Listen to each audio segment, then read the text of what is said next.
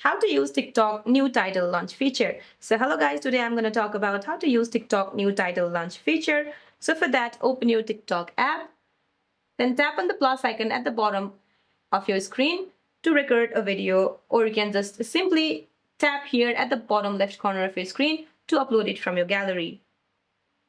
Now choose your TikTok video, then tap next.